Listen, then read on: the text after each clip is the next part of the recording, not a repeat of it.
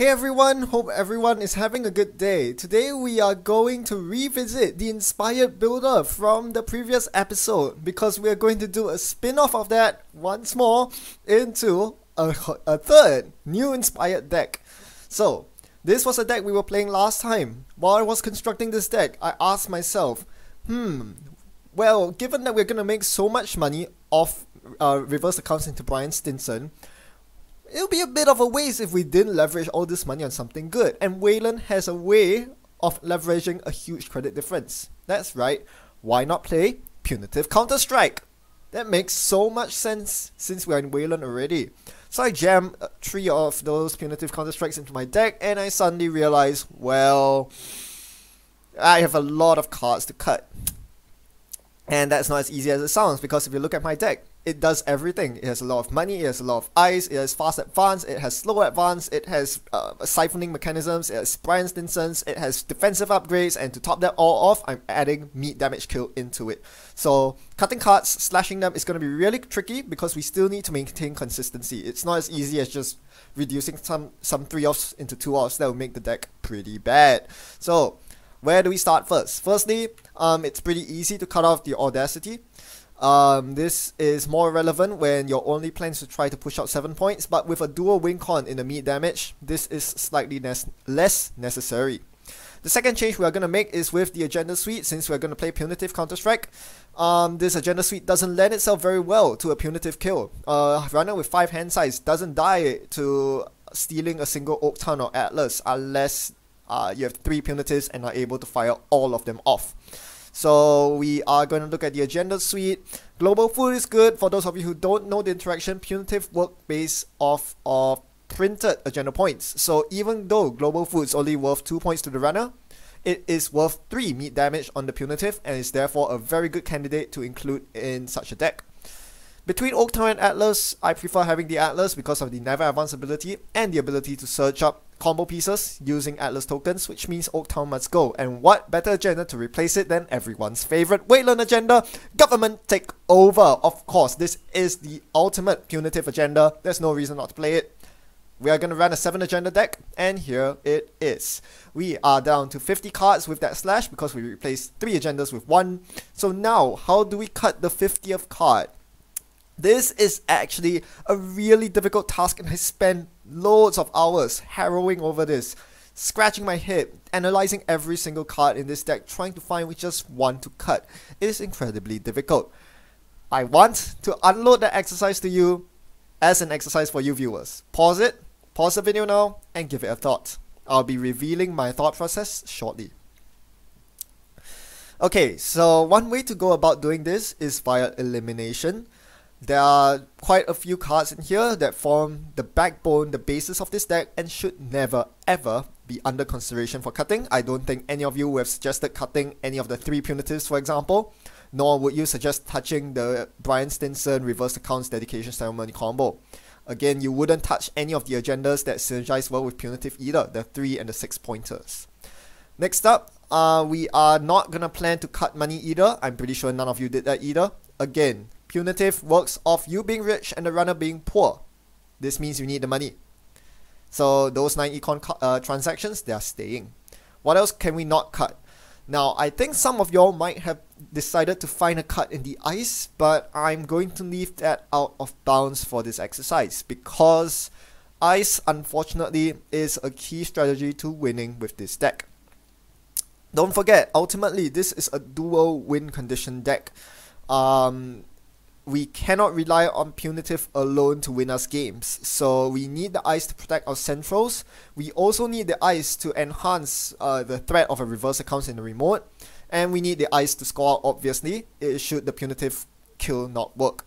So the consistency of seeing ice early is very important, and hence 16 ice is quite necessary. I'm not comfortable going down with 15 because then you'll run into problems where you're flooded with agendas and have to dedicate all your ice to HQ, meaning that you can't do any shenanigans on your remote.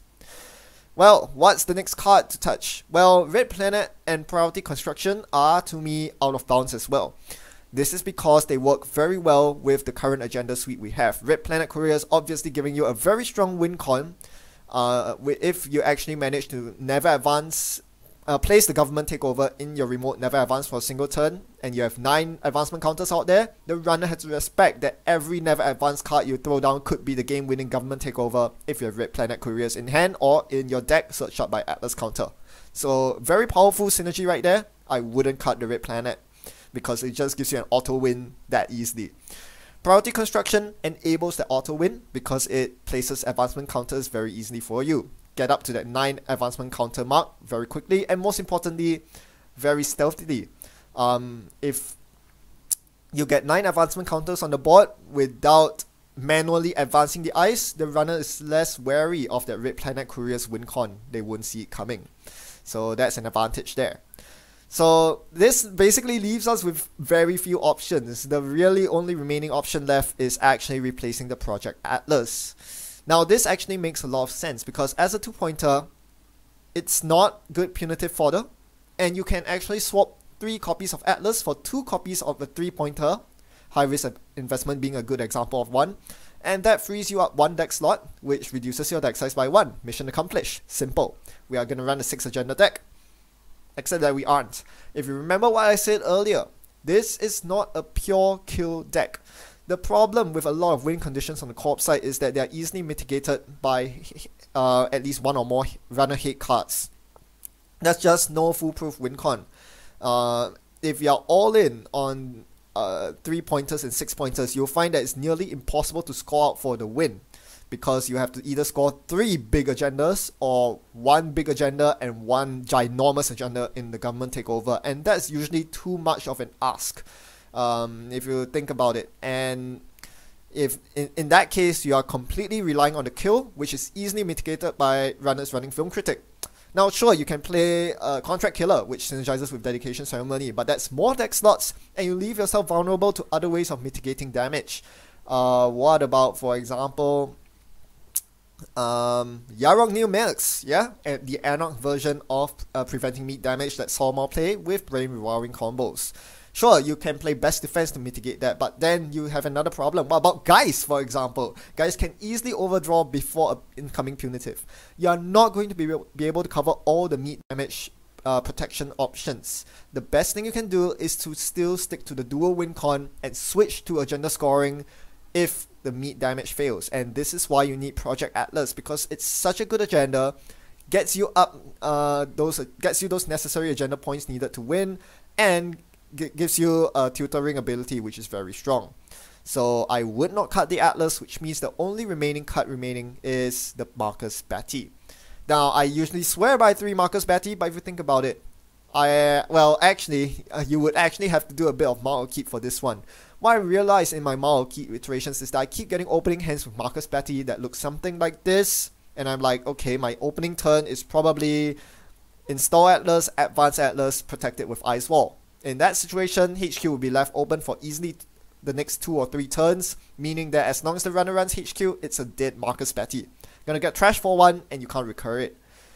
Even if they miss the Batty on every single HQ run, it will be many turns later before this Marcus Batty actually does anything, because you haven't drawn any ice that synergizes with it.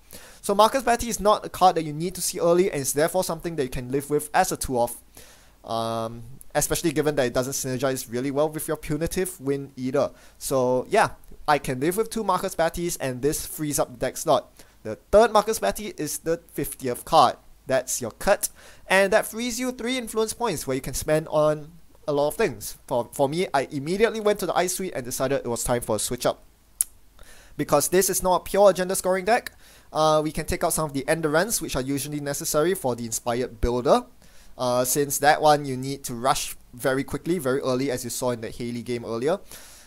So yeah, endurance are not that necessary here, especially endurance that are so untaxing, such as Ice Wall. I'm going to swap them for some ginormous ice, Veritas, and the 3 influence DNA tracker, because any ice that says the runner lose 2 credits has to be pretty good, given that we are relying on punitive and Brian Stinson as a means of taxing the runner. So 2 very taxing ice in our ice suite.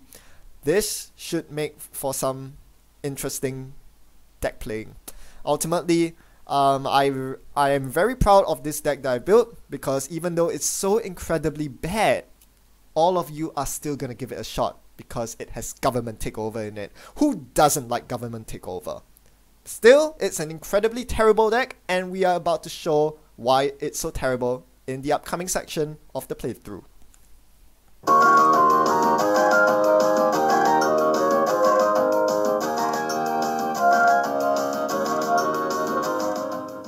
Today we are up against Max, and as I have absolutely no idea what kind of Max my opponent is on, I have to keep this really questionable hand of 4 ice and 1 small money card.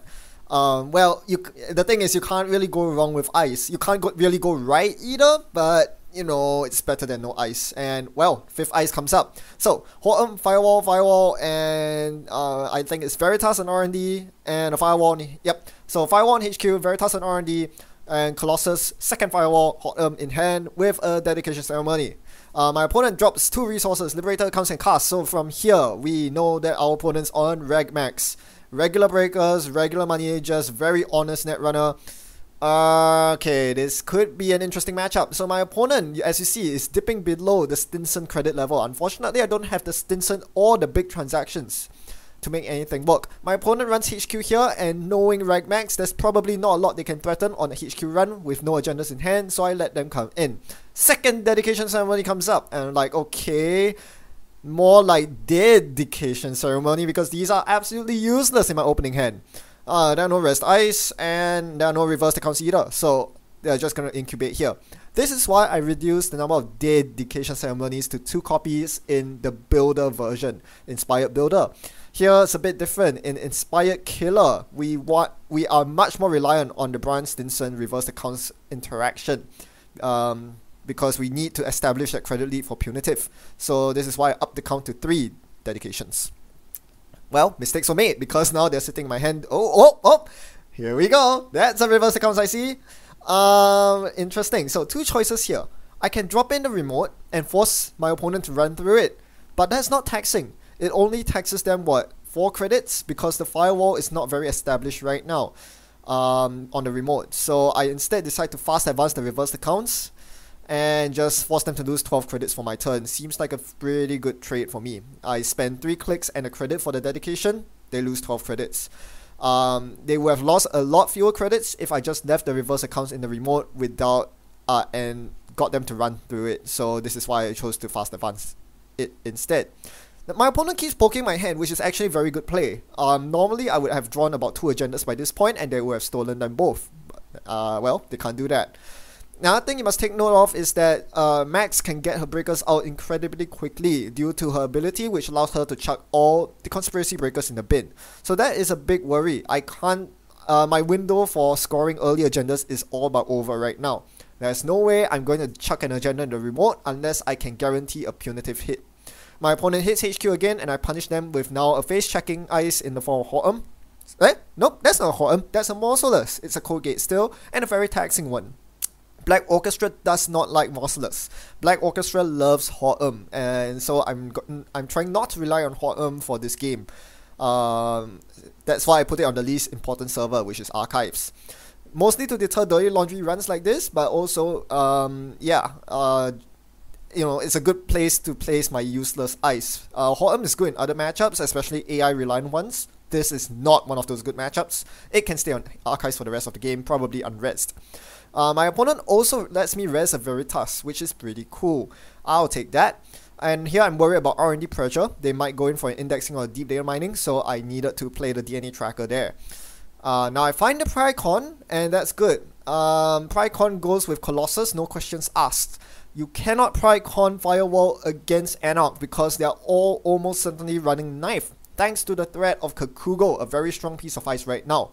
So knowing the meta, getting an advanced Firewall is a huge mistake unless you have another barrier protecting it in front of it. I don't, so this is why I went for the Prycon on Colossus. Brian Stinson shows up about 6 turns too late. Can't make use of Brian Stinson here, but hopefully I can drag my opponent through my Colossus remote, force them to use a couple of David counters. I think I'm doing good. Hortum is on HQ. I placed that as my 3rd ice on HQ, even though I haven't drawn a single agenda this entire game. Goodness me, this draw is crazy. But I placed Hortum on HQ, and that was a mistake. I wanted to take that back. Ho'em should actually go on R&D because I saw a spoon in my opponent's bin. And I need to use Ho'em to protect the DNA tracker that is inside, that's on my R&D right now. So I think that's a mistake I made there. Anyway, my opponent falls for the bait. They stim hack the remote thinking that there has to be an agenda by now, but this is an incredible draw. There are no agendas at all. You see a Brian Stinson, you do not trash it. Brain damage zaps the mining accident from hand. I'm happy with that. And it also basically forced them to get their MK Ultra out. It was very expensive for them. It forced a David counter for the firewall. So I'm very happy with the exchange. And this is basically the idea of the BABW inspired series of decks. You create a taxing remote with Prycon and you drag them through it multiple times. Great, my first agenda, also the worst one. Government takeover. Now, you're usually not that sad to see government takeover as your first agenda, especially if you have punitive in hand. But in this particular scenario, I'm not a fan of it. My opponent can easily siege my remote with David. David is a pretty hard counter to my deck, and I don't really have any way around it. I could stack a firewall on the remote, but do you really want to? I don't think so. It's very easy for my opponent to demolish that. So I get some money up and actually allow my opponent to set up as well. They get a retrieval run on my archives, and I'm thinking, do I rest a Ho'em? Do I even bother? Do I spend 4 credits when they can easily just get the Black Orchestra out and break it so cheaply? I decided not to. They come in and they get the fam out. So no questions asked. They are famming the Prycon Ice because breaking it with David or MK Ultra is not sustainable. Pretty smart choice. Yep, and now they dirty laundry archives, and I'm like, okay, maybe I should have rested. I really should be taxing my opponent out of dirty laundry runs here. What was I thinking? So here you go. Here's your Ho'em. Gotta break it with Black Orchestra, and they actually abuse this because this allowed them to install Black Orchestra from their bin, which means they can now levy without worrying about losing their decoder and having to find it by digging through the stack again. So pretty good play by my opponent actually. Getting their breakers on the table before the levy. So the only breaker that's missing right now is Paperclip, and even then they have David counters to tie them through firewall. So I still don't have a scoring window. This is not a scoring window, even though the win condition for me is very clearly outlined here. Drop the Gov takeover and then play Red Planet Couriers for 9 advancements. Get some advancements in the next few turns. Probably with the double dedication ceremony. It seems like a very obvious play.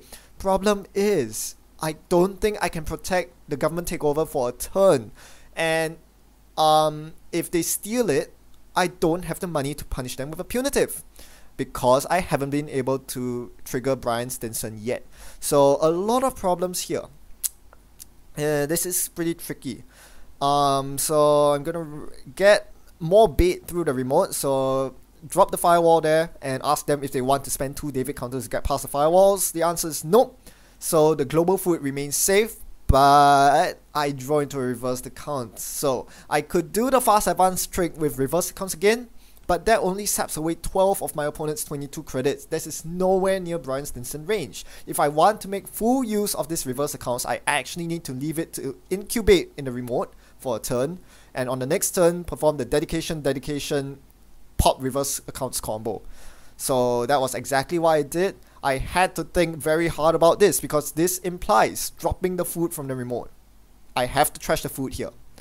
You could argue that advancing the food twice and threatening to score it, maybe luring the runner into the remote was the correct play, and it probably was.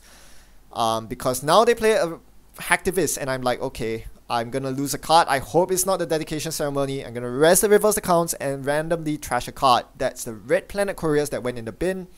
Double dedication on reversed accounts to bankrupt them. Down to 2 credits you go. 26 to 2. I felt I really needed that tempo swing because otherwise with their credit pool they would get anywhere and everywhere. So they had to click for credits next turn, putting them out of Stinson range. So unfortunately I still don't get a Stinson fire. Oh, this is so annoying. Another reversed accounts. Time to get that Stinson fire. Okay, reversed accounts here. Let's see what they do this turn. So yeah, my draw actually has been really good. I've managed to get 3 dedication ceremonies all successfully onto reversed accounts. I drew all 3 reversed accounts early on as well. This is a good draw for me. I was not agenda flooded. I've only drawn 2, now 3 agendas so far. It's still not working. My opponent's making too much money, and I still cannot force them to to Stinson range here. if I were to spend 2 clicks, one to advance the reversed and one to pop it, they would only lose 4 credits. That doesn't put them in Stinson range. So I had to wait one more turn, advance the reverse accounts once, and hope that they would be tempted to run it. Or not, I don't know. They go for R&D instead, and this is my time to shine. I'm going to rest the DNA tracker here, which is super expensive for them to break. The only concern was that they would Samo spoon the R&D again, but I guess that's a victory for me in any case. Because if they try to break the the DNA tracker with Black Orchestra again, they might go down to Stinson range. So that would be good for me. They plow their way through Veritas, now efficiently, thanks to Fem installed. Normally it costs 6 to break with MK Ultra, with Fem it costs 3. So good on my opponent, the Fem serving double duty as an icebreaker and as something to counter the Colossus. Now, I advance my reverse accounts one more time. This looks suspiciously like a global food, but it could be a trap as well. It does look very suspicious the way I'm slowly advancing it once per turn. This is really only a play that you see by more casual players, you know, slowly advancing something in a remote. But, well, my opponent ignores my remote completely because it looks so suspicious and instead goes for Central Assault. Now that they've drawn their mining accidents, I'm being forced to take bad publicity. I'm now up to 2 bad pub, but it's my time to shine. Here we go. My opponent is within range. I'm going to pop a triple advanced, reverse the counts, force them down to 4 credits, and use Stinson for IPO, bringing me from the lowly 4 credits to a very comfortable 18 credits. Now I can threaten the punitive win, except that Hacktivist forced me to trash one of my punitives. Not good. Not good at all. The worst thing is, my opponent actually ran Archives last turn to fetch the mining accident trigger, and this means I cannot get a government takeover punitive anymore. Because if they steal the government takeover, they win. Duh. So here I try to install double advance, hopefully try to create a fork. They ignore the remote again, and I'm gonna get this food. So now I'm up 3 points to 2, and the Hacktivist is gone. Good riddance. I really was quite annoyed by that. However, as I invest my time and effort into scoring out of the remote, my opponent continues the relentless central pressure, morphing into Omar and suddenly placing a crazy amount of pressure on my R&D and making use of the fact that Archives is slightly defended by a lowly Hoem to run my R&D and then check my Archives for Hacktivist triggers. It actually sniped one of my Atlases, so now the Atlas is in the bin, which they scored. Now, let's play punitive. Value meat damage. If you notice, this game has taken so long that my opponent has ran out of deck the second time. They've already levied. So I don't think they're running a second levy. I did not see it on the first pass. Very unlikely they have another one. So this punitive actually cripples them by halving the number of hit points they have remaining.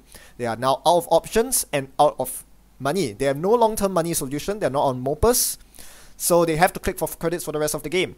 If you rewind the tape, you'll actually notice that my opponent had enough money to beat the punitive trace. The reason they did not do that was because doing so would put them below the 6 credit threshold. So in essence, they had to choose between losing 2 of their cards or giving me Stinson triggers. And obviously, they didn't want me to be rich.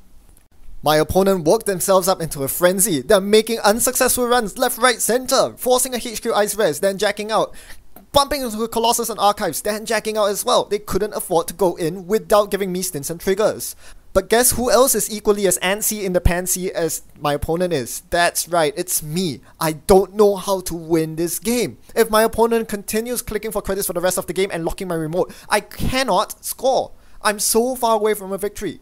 I'm stuck with a ticking time bomb in my hand with no way to defuse the bomb. Freaking government takeover. I can't do anything about it. My opponent's gonna ram my hand sooner or later and gonna steal it. What am I to do? I panic harder than a panic Pilana could ever. But then it hit me like a truck. I saw my out. My golden opportunity to win this game. Now, I have 12 cards remaining in my stack. Inner HQ Ice is a firewall. The item in my remote is a Marcus Batty.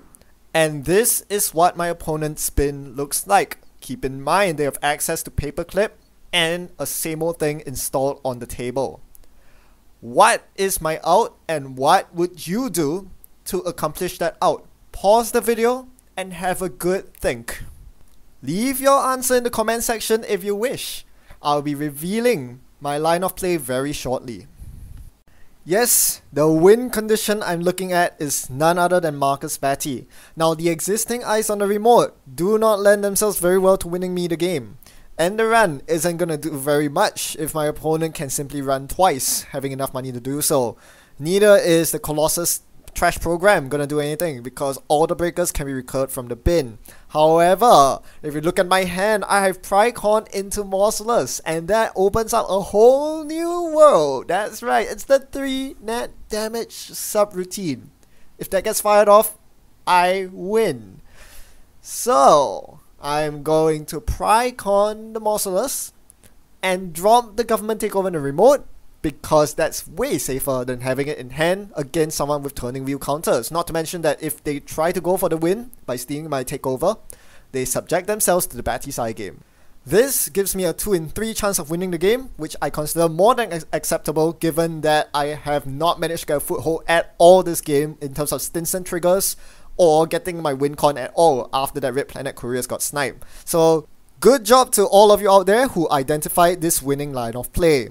Now all I have to do is to wait to see if my opponent falls for my trap. Now watch as I call the exact line of play that my opponent is about to take. Same old stim hack into the remote which I advanced to lure my opponent into. This is gonna be fireworks. This is gonna be so lit. Here we go, folks. Res the Morcelus, res the Batty, and call the game. 2 in 3 chance I win outright, 1 in 3 chance they get all the way down, steal the takeover, and they win. So this is for all the marbles, one way or the other. Play the side game now, pause the video, bid on it, 0, 1, 2, 0, 1, 2, 0, 1, 2. I go with the obvious 2 because everyone loves bidding 2 as the core. Definitely won't see that coming. Hey, bid 0, I bid 2, that is the game. My punitive deck won by net damage flatline? Who would have thunk the game would end this way? That's crazy. This game was insane. I was shaking after the game behind my computer screen even because that was ridiculous. Net damage of Wayland winning the game? Like, this game basically went in a direction that I never ever even anticipated while constructing the deck during the deck building phase. I had to slow roll a government takeover at the end of the game as my win con because the Red Planet Couriers was trashed.